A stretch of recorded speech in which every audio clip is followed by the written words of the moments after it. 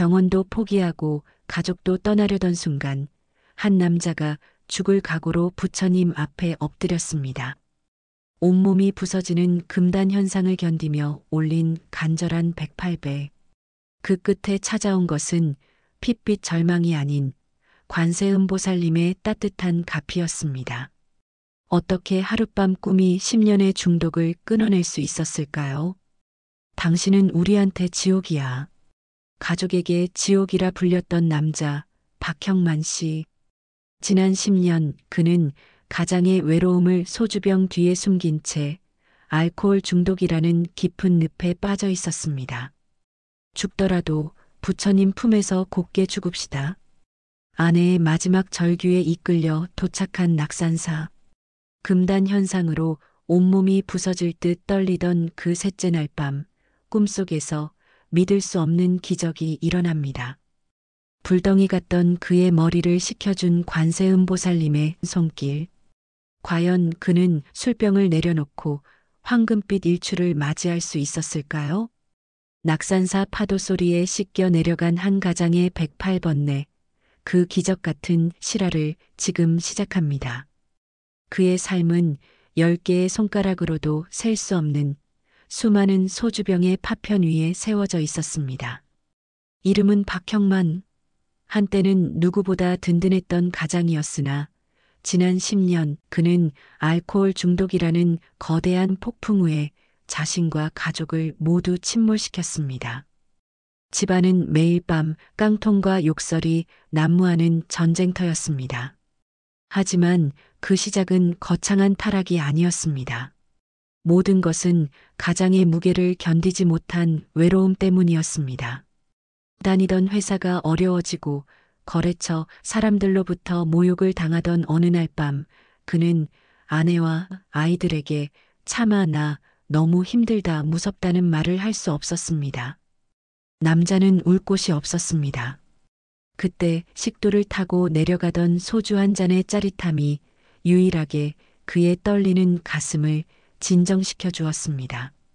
술은 차가운 세상에서 유일하게 자신의 편이 되어주는 친구이자 불안을 잠재우는 잘못된 처방전이었습니다.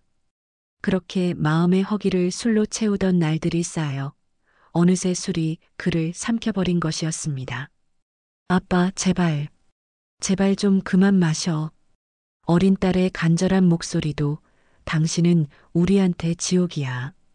아내의 피 맺힌 마지막 절규도 알코올에 잠식된 그의 뇌에는 닿지 않았습니다. 병원이 포기하고 친구들이 떠나고 세상마저 등을 돌렸습니다. 그에게 남은 것은 강경화 초기 진단서와 텅 빈 공허함뿐. 그때 아내가 마지막 승부수를 던졌습니다. 관세음보살님의 도량, 동해 낙산사. 우리 세 가족이 108배를 하면서 당신의 이 모든 업보를 털어냅시다. 죽더라도 부처님 품에서 곱게 죽읍시다. 핏빛 일출, 108배의 고통. 낙산사에 도착한 첫날 밤, 형만 씨는 지옥을 맛보았습니다. 술이 끊긴 뇌는 비명을 질렀고 온몸에는 식은땀과 구토가 멈추지 않았습니다. 뼈마디가 부서지는 듯한 금단 증세. 새벽 4시 홍련암 앞. 동해의 붉은 일출과 일몰은 형만 씨의 눈에 희망이 아닌 핏빛 절망처럼 보였습니다. 아내의 주도로 시작된 108배. 그것은 절이라기보다 고문에 가까웠습니다. 포기하고 싶은 순간마다 옆에서 고사리 같은 손을 모으고 땀을 흘리는 아이들이 보였습니다. 쿵, 쿵 아이들의 무릎이 바닥에 닿는 소리는 술에 취해 가장의 책임을 버렸던 지난날의 자신을 내리치는 죽비 소리 같았습니다. 주지 스님과의 대화, 그리고 기적 같은 꿈. 육체적 고통이 극에 달해 정신마저 혼미하던 셋째 날 낙산사 주지 스님이 그를 불렀습니다. 형만거사님, 술은 당신을 망친 것이 아닙니다. 당신을 괴롭히는 것은 마음속 깊은 곳의 외로움이라는 번뇌입니다. 관세음보살님께 온전히 맡기십시오. 스님의 말씀을 듣고 돌아와 쓰러지듯 잠이 든 그날 밤 기적 같은 일이 일어났습니다. 금단 증세로 인한 고열에 시달리며 끙끙 앓던 형만 씨의 꿈속으로 눈부시게 하얀 옷을 입은 관세음 보살님이 나타나셨습니다. 보살님은 자애로운 미소로 다가와 불덩이처럼 뜨거운 형만 씨의 머리 위에 손을 얹으셨습니다. 많이 힘들었구나. 이제 그만 그 무거운 짐을 내려놓거라. 보살님의 손길이 닿자마자 머리끝부터 발끝까지 형언할 수 없는 시원한 기운이 폭포수처럼 쏟아져 내렸습니다. 타들어가던 오장육부의 열기가 순식간에 씻겨 내려가고 꽉 막혔던 가슴이 뻥 뚫리는 듯한 청량감이 온몸을 감쌌습니다. 그것은 지난 10년의 갈증을 단번에 해소하는 신비로운 감로수였습니다.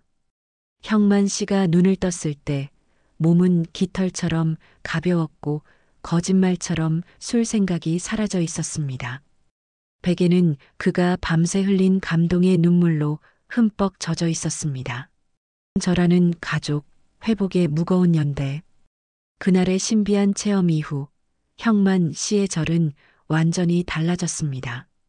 억지로 하는 몸짓이 아니었습니다. 자신을 어루만져준 관세음보살님에 대한 감사의 춤이자 가족을 향한 참회의 기도였습니다.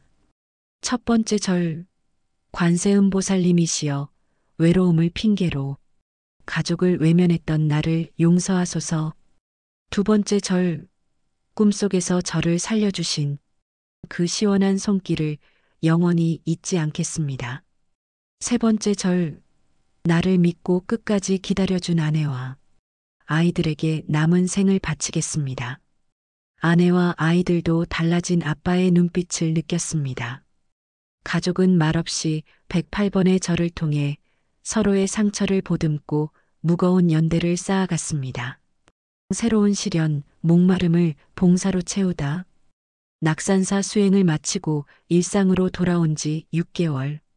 술을 끊는 것에는 성공했지만 마음 한구석에 뚫려 있는 구멍은 여전했습니다. 술이 주던 위로가 사라지자 삶이 무미건조해진 것입니다. 그때 형만 씨는 꿈속에서 느꼈던 관세음보살님의 자비를 떠올렸습니다. 내가 받은 그 사랑과 위로를 이제는 내가 남에게 베풀어야 한다. 그는 독거노인 무료 급식소를 찾았습니다. 처음에는 설거지부터 시작했습니다. 땀 흘려 봉사하고 돌아오는 길 그는 놀라운 사실을 발견했습니다. 술을 마실 때 느꼈던 찰나의 쾌락과는 비교도 할 수 없는 묵직하고 따뜻한 충만감이 가슴을 채우고 있었습니다.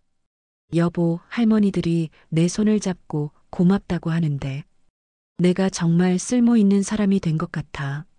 술병을 들었을 때는 세상이 다 적 같았는데 국자를 드니까 세상이 다 내 가족 같아. 자신처럼 외로움에 떠는 어르신들에게 따뜻한 밥 한 끼를 대접하는 것. 그것이 형만 씨가 찾은 진정한 치유였습니다. 낙산사의 두 번째 일출. 1년 후 형만 씨는 다시 낙산사 홍련암을 찾았습니다. 주지 스님이 말씀하셨습니다. 오늘 일출은 어떠십니까? 형만 지난번에는 핏빛이었는데 오늘은 황금빛입니다. 꿈속에서 관세음보살님을 배웠다지요? 그 시원함은 바로 당신의 마음속에 본래 있던 청정함입니다. 형만 미소 지으며 네 스님. 그때 보살님이 제 머리를 식혀주지 않으셨다면 저는 아직도 술독에 빠져 있었을 겁니다. 이제는 그 시원한 기운을 다른 사람들에게 나눠주며 살겠습니다. 술 유혹이 올 때마다 저는 꿈속의 그 손길을 기억하며 108배를 합니다. 집으로 돌아온 형만 씨의 식탁에는 이제 소주병 대신 물병이 놓여 있습니다. 매일 아침 가족과 함께 올리는 108배. 그것은 이제 고통이 아닌 꿈속에서 만난 관세음보살님과의 약속을 지키며 하루를 시작하는 행복한 의식이 되었습니다. 꿈속에서 그의 머리를 식혀주었던 그 시원한 손길은 어쩌면 간절히 기도했던 아내의 마음이자 벼랑 끝에서 스스로를 구하고 싶었던 형만 씨 자신의 눈물이었을지도 모릅니다. 절망의 끝에서 만난 황금빛 일출. 당신의 마음속에도 그런 일출이 떠오르기를 낙산사의 파도 소리와 함께 기원합니다.